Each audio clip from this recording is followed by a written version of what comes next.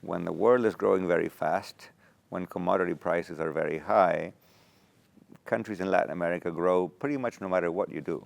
That is over today.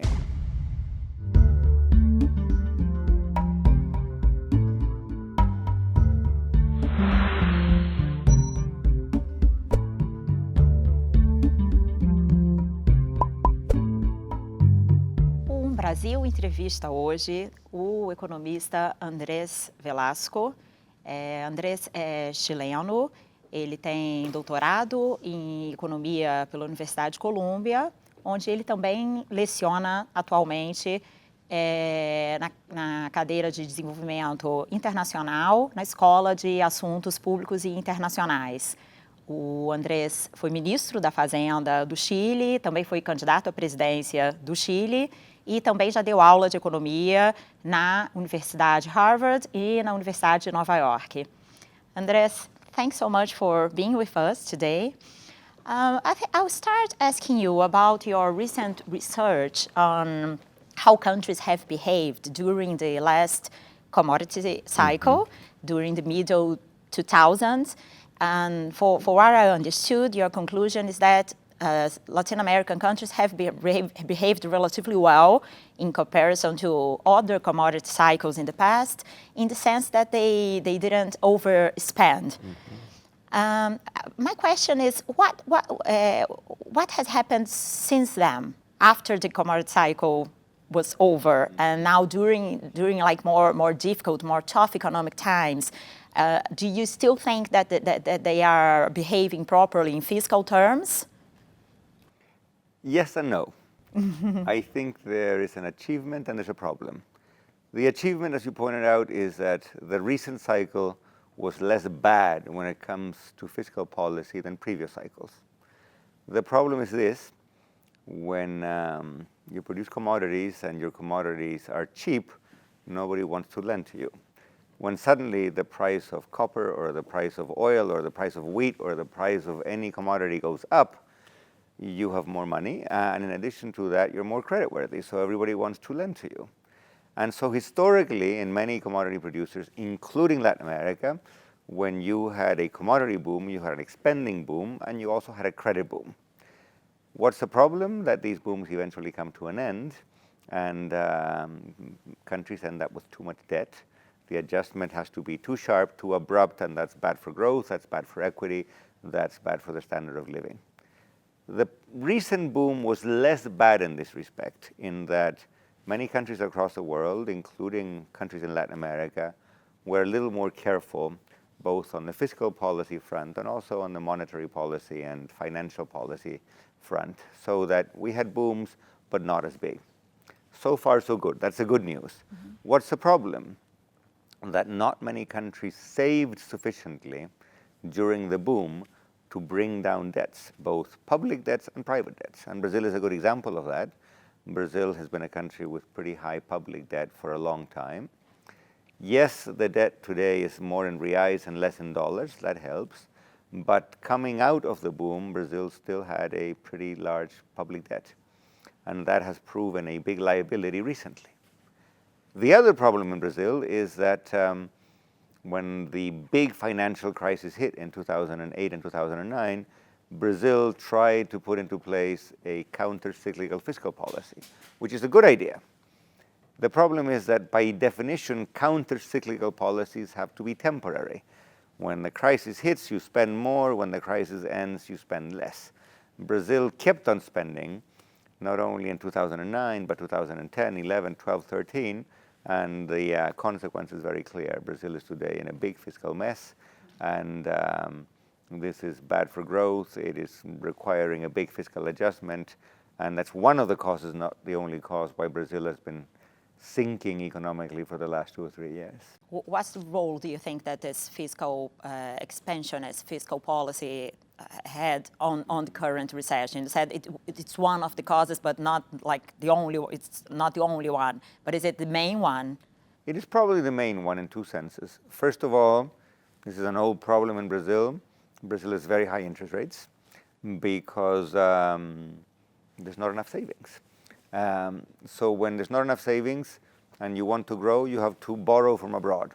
And we know in many cycles that for 2, 3, 4 years, Brazil borrows from abroad. The Brazilian state borrows abroad, Brazilian companies borrow abroad, until you get to a point where the external situation is weak, the current account deficit is large, international markets, international bankers get scared, they stop lending, so you have a stop, a sudden stop. We've seen this a million times in Brazilian history. We saw it again a couple of years ago. So this is one cause.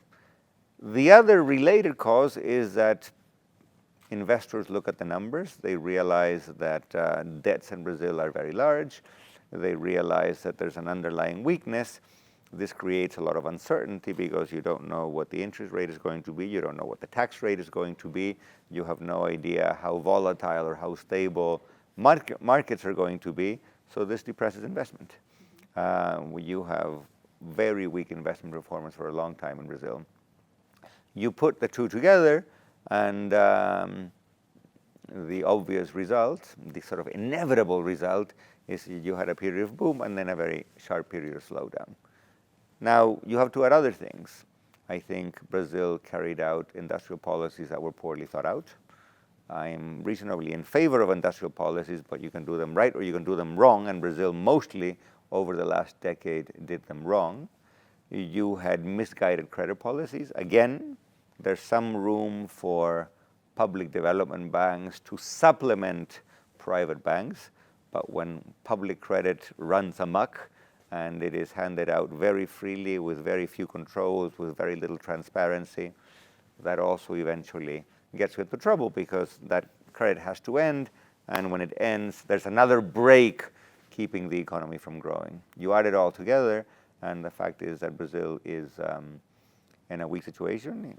As all Brazilians know, this is the largest recession ever since we have data that is comparable, not so much in depth, but in duration. And with luck, Brazil will grow maybe 1% next year. And that is a very poor performance indeed, and the people paying the cost are Brazilian citizens. Yeah, well, some economists now thinking that maybe we won't even grow 1%, it may be even less than this next year. So considering this, do you think that the steps that the current government is trying to take in order to sort all this economic mess out are correct? Many critics say that actually pursuing measures such as trying to put a limit on government spending may be a mistake now. Many critics mention, for instance, the situation in Europe where some countries have tried to do similar things, but they are still in a very weak economic position, such as Greece. I think Spain is another case. So how to deal with this dilemma now that you have to adjust fiscal spending, but actually you're in the middle of a deep recession, as you said, and investment is in a very low level. How do you think is the correct way to try to deal with the situation? Let's begin with two harsh realities. Harsh reality number one is that Brazil is in a fiscal crisis, and as a result, something has to be done. We can quibble about the details of the solution, but something radical has to be done. The second harsh reality is that Brazil has no credibility to follow what might be the optimal policy. What do I mean by that? Critics are right in one respect. It would be best to have a system, a set of institutions in place that allow Brazil to spend more today in exchange for spending less in the future. Like Chile has. Like Chile has, like a number of countries.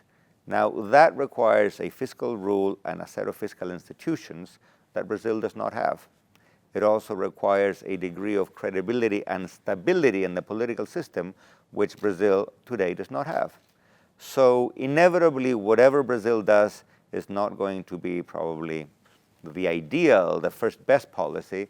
It will probably be some combination which is, we hope, better than the current crisis, but not necessarily perfect. In this regard, I think that the overall orientation of fiscal and monetary policy today in Brazil is roughly right, in the sense that, first of all, the government has acknowledged the severity of the fiscal problem, something that the Dilma administration did not do, so that's a step. Secondly, you have highly qualified people both in the Ministry of Finance and especially in the central bank. And we've seen a central bank that is cutting interest rates, but cautiously. I think that's also the right thing to do. Now, is a spending cap which sets a firm limit on expenditure for 20 years the ideal policy? No, it is not.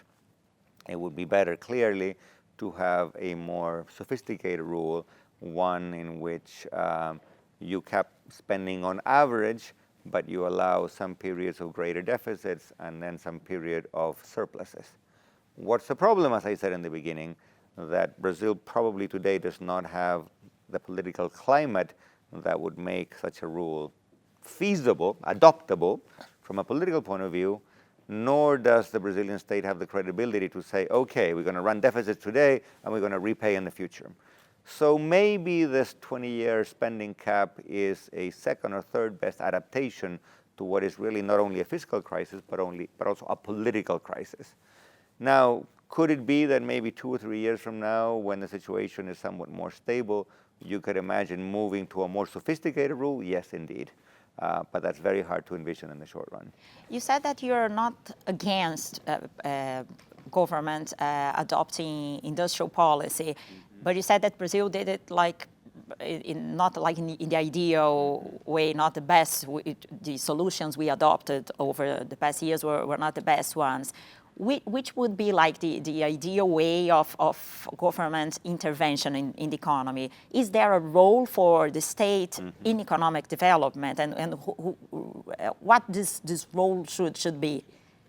There is a role, of course, yes, because first of all, growing has to be a priority not only for the private sector but also for the public sector.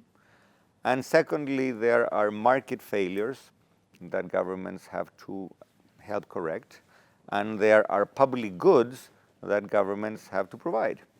Governments have to provide infrastructure, they have to provide roads and bridges and ports, they have to provide other kinds of infrastructure. If Brazil is going to be exporting, say, food to Europe or to China or to India, you have to certify the quality of the food, you have to have plans and inspections procedures and all kinds of things that are really a public infrastructure.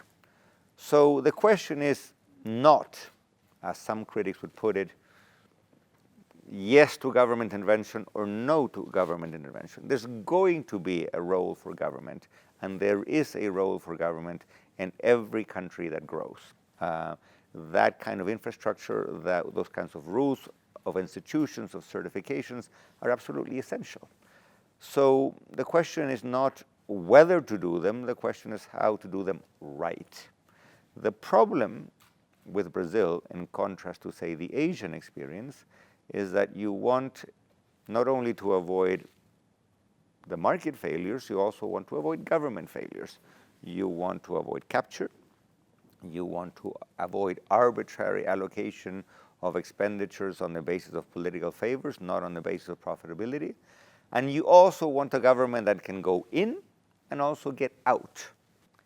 I'll give you an example. Suppose a government says we need to provide infrastructure to stimulate the growth of 5 different export sectors.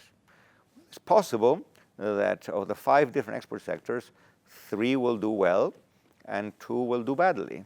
Well, after 5 years, you would like the Brazilian state to be able to say, we have 3 experiences that are really good, we're going to keep supporting those, but there are 2 experiences that are really bad, we're going to stop supporting those. What's the problem? It's political. Try getting the state out of supporting those 2 sectors. The unions, the business community, the press may turn against you. Students of good experiences in Asia, there's a famous paper by a Harvard economist, a friend of mine called Danny Roderick. Roderick would say that part of the success in Asia has to do with a state that is sufficiently removed from short-term politics, sufficiently removed from business lobbying, so that the state can provide support, but also withdraw support. That sort of thing has simply not been present in Brazil. And as a result, you've had some successes, lots of failures, and a policy that is not clearly designed with growth in mind. It is more often designed with political interest in mind. And I think that gives a good idea, industrial policy, a very bad name. Do you think that are cultural factors that explain why some countries manage to adopt policies like the Asian governments did, and that prevent like the government to act like more reasonably in the case of Brazil? And I mean, how can we overcome things such as the interests of some groups that have like captured the state? How is it possible to overcome this? I don't think the problem is cultural. There are lots of statements that get made about culture that have little validity over time. 20, 30 years ago, people were saying that the Asian countries will never grow because of cultural reasons, because there wasn't enough concern for profit or enough entrepreneurship or enough social mobility. Well, that has proven to be wrong. I don't think Latin America or Brazil is predestined to fail because of cultural reasons. On the contrary, you've had some success stories in Latin America, both at the country level, at the sectoral level, and at the industry level. What we need is better institutions. The reason why certain countries can do this is that they have rules and institutions and procedures for designing the industrial policy, and also, as I was saying before, for withdrawing the industrial policy. I'll give you a concrete example. Countries that have done industrial policy well don't do it out of the whim of a minister, of a president, or of a particular administration. The Finns or the New Zealanders or the Israelis have government bodies a little bit like independent central banks. An independent central bank has a board. The board has a term of 8 years or 10 years overlapping. They are removed from the political cycle. They make decisions based on longer term considerations. And if somebody gets blamed, they get blamed. And that's fine, because it is clear that they have a little autonomy and that they're not acting on political whims. So what would I recommend for Brazil, or what would I recommend for Latin America generally? Develop an institution that has political legitimacy, which has technical credibility, which has a longer term mandate, and empower them to say, these are the kinds of infrastructure we need for these kinds of sectors. These are the kinds of sectors in which we will make bets.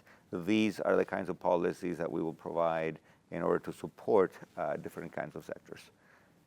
Parenthetically, I should say that there's a sort of a fake debate out there. There are people who distinguish between horizontal industrial policies and vertical industrial policies. What does this mean? Horizontal means I provide a particular input that everybody can use. For instance, if you're going to export, an English language is useful in exporting, well, the government should train people to speak English. By contrast, vertical policies are policies aimed at a particular sector. If I think that agro-business in Brazil is going to do well, policy supports agro-business. Some observers say horizontal policies are okay, vertical policies are bad. I don't think that's quite right, in the sense that the distinction is much less clear than it seems at first. Suppose you're going to build roads. Well, you're not going to build any road anywhere. If you build a road in a certain area which grows sugarcane, you're going to be helping the sugarcane industry. If you're going to build a road from São Paulo to Santos, well, you're going to be helping people who produce in São Paulo who want to get things out to the port. In other words, any choice of infrastructure, of public inputs, is a choice about a particular sector, a particular export, a particular commodity. What we need is a set of institutions that allow us to make these choices in a way that is not arbitrary. Mm-hmm. How do we typically choose to build this road over that road? Lobbying, political pressures, congressmen, mayors, governors screaming and yelling. Why not, instead of that, have a system which says, this particular export is a priority for the country. This particular sector has a lot of potential. Well, what does the sector need? They need roads, they need trains, they need ports, they need supervision, they need sanitary and phytosanitary facilities to certify that the product is healthy, et cetera, et cetera. Standards, if you're going to produce machinery, well, somebody has to certify the machinery is safe, that it's not going to blow up, right? For all of that requires public infrastructure, and we need a process for choosing when and how to build what kinds of public infrastructure. That requires institutions. It's not a matter of culture. Do you think it will be more difficult to advance with reforms such as the ones you've just mentioned in international context, which apparently have become more unfavorable or challenging with the election of Donald Trump in the United States and an apparently increased feeling against globalization in many developed countries. How does it make the situation more difficult for a country such as Brazil? It makes the situation more difficult, but precisely because it is more difficult, it makes policy innovation more urgent.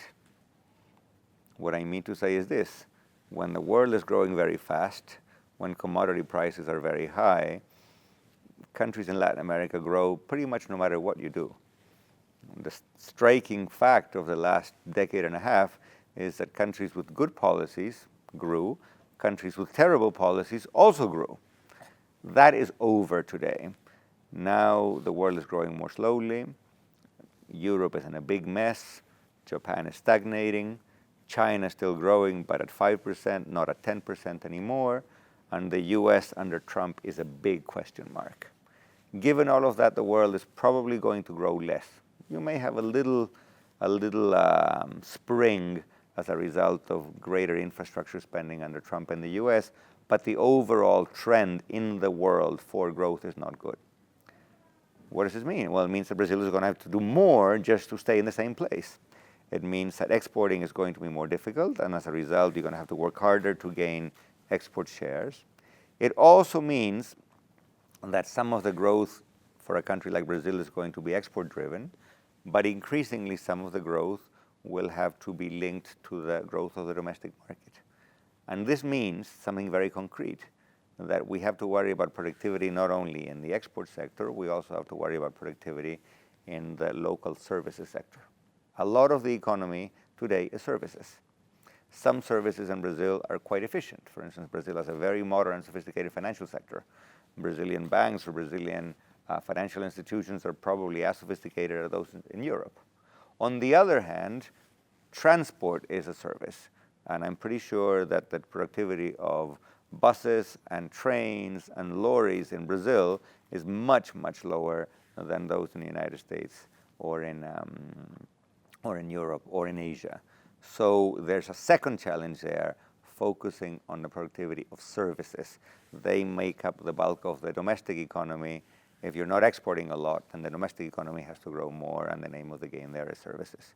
This is also politically difficult, because a lot of these service sectors are antiquated. They have antiquated rules. Sometimes they are protected by domestic lobbies. So maneuvering your way toward a reform of services is just as hard as providing a reform for the export sector. But in the current international environment, it is going to be more urgent than ever. Well, actually, productivity has been stagnated in Brazil for maybe 2 decades or even more. As you said, there are a lot of questions of regulation and bad infrastructure, but there is a sort of a mystery, which is the fact that we have increased years of schooling of the population quite a lot, later than many other countries have done so, but it has improved. And this apparently didn't have an effect of increasing productivity. What's the role of education and in economic development? What have we learned about this? And do you think this is a problem in the case of Brazil? And what may explain this fact that you have not improved maybe the quality of education, but have at least increased the average years of schooling of the population? Education is important for all kinds of reasons. Some economic, many non-economic. Educated people lead better lives. They can enjoy the good things in life more. They're better citizens. They're more engaged. They make better choices in a democracy. So I am all for education. However, we should not think that you send kids to school and this means that the country grows. In fact, this puzzle that you're seeing in Brazil is a common puzzle across many countries. There's a famous paper by another Harvard economist, a man called Lan Pritchett, whose title is "Where Did All the Education Go?" Because in many countries you see years of schooling going up and productivity flat. What's the problem? Well, why is this happening? A couple of reasons. One of them is pretty obvious, namely, what matters is not only the quantity, but also the quality of education. If you look at the performance of Brazilian kids in international exams, PISA, etc., Brazilian students don't do very well because there's an issue of quality, particularly in the subjects that are key to productivity, things like mathematics and science. Not only that, there's a connection also between this problem and the problem we were just discussing, the problem of industrial policy. To have productivity going up in the way we measured it, you need people who have more skills, but you also need a market that uses those skills. If you don't have these new sectors, if you don't have these new exports, if you don't have these new, more modern services, you can have a lot of people going to university and having them end up driving taxis. In fact, this is a problem in Southern Europe, this is a problem in Argentina, this is to some extent, although not quite, the problem in Chile. You've had big increases in the years of schooling, many more people going to university. In Chile, half of each cohort of each generation is going to university nowadays. But unless you have the demand side, well, you end up with a lot of very frustrated young people who go and study a career and then leave and end up working in something else. So you need both sides of the equation. Yes, you need more years of schooling. You also need better schooling. And you need the policies, the industrial policy, the fiscal policy, the productivity policy that gives you new sectors that demand that. When you marry the supply and the demand, you're going to get productivity. And in Brazil, we have a problem on both sides. Mm-hmm. Quality of education is low. The creation of new sectors that will use those skills is also very slow. And the combination is slow growth, slow productivity, a standard of living that is not increasing very much. Well, clearly, Brazil has a lot to do in many fronts in terms of regulation, infrastructure, improving the quality of education.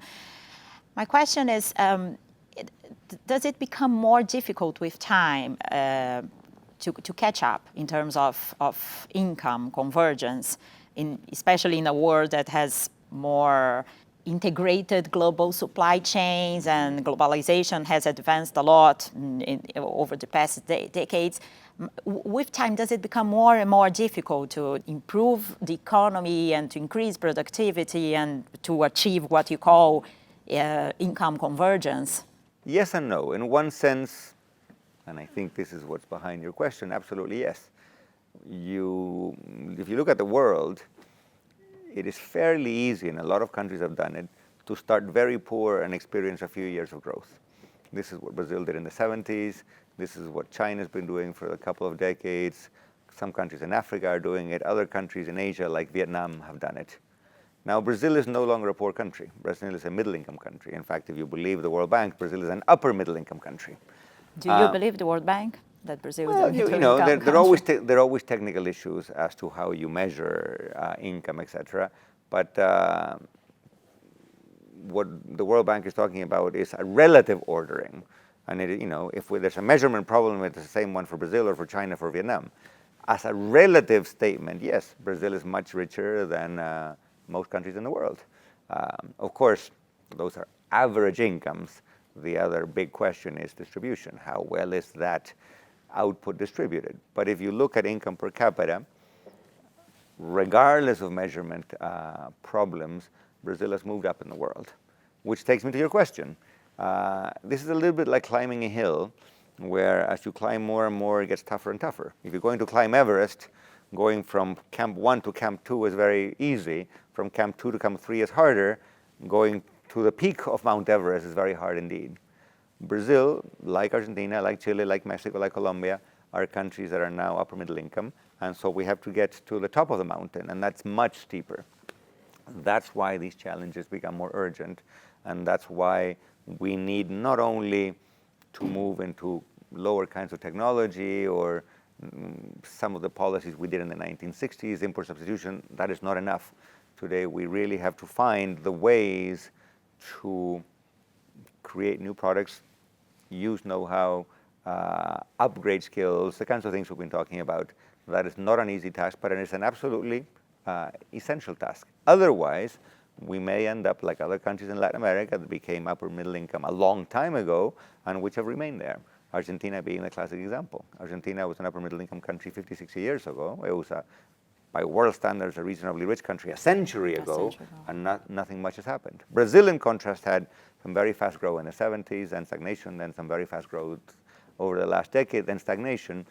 The question is, will Brazil stagnate for a long time, or can Brazil go for one more last push that will make it, really upper middle income or maybe high income? I think it is possible, but it is going to take not only much better policies, but much better politics.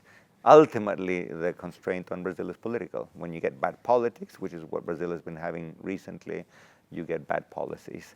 So the onus is on the political system above all. Do you see any positive developments here? Yes, in some sense, yes. Of course, Brazil is in a big political hole right now, and there's much political uncertainty. But I am encouraged by what former President Cardoso said recently.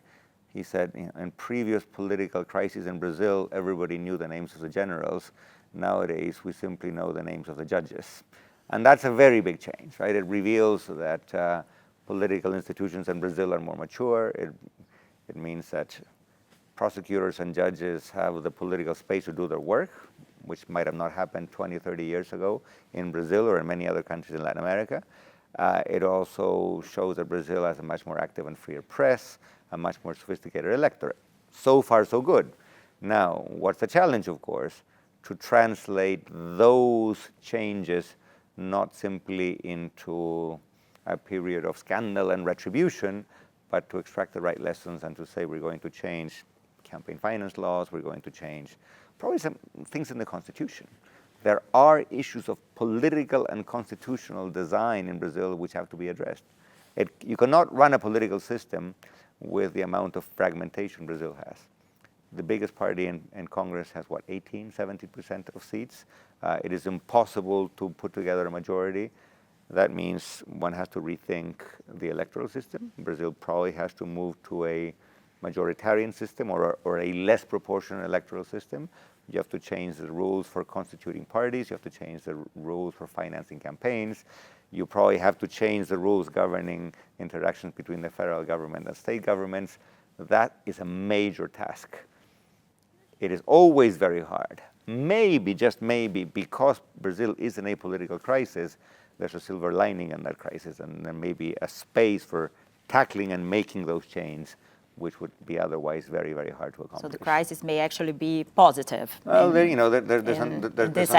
an old line in politics that says, the Americans like to repeat this, a crisis is a wonderful opportunity, or you should not waste a crisis because of the opportunity built into the crisis. If that applies to American policies and politics, that also applies to Brazil. Mm-hmm. When things are going well, it is very hard to shake up the system, to catch people's opinions, to get them mobilized, to make big changes. When you have a big political mess like Brazil does today, just maybe there's enough room to say, look, the 1988 Constitution was a movement forward, but it also provides all kinds of mechanisms and incentives which are wrong, which are not conducive to consensus building, to majority building. We need to make deep political changes. This is exactly the right time to do that. Great. Andrés, thank you so much. It was very good to talk to you. My pleasure.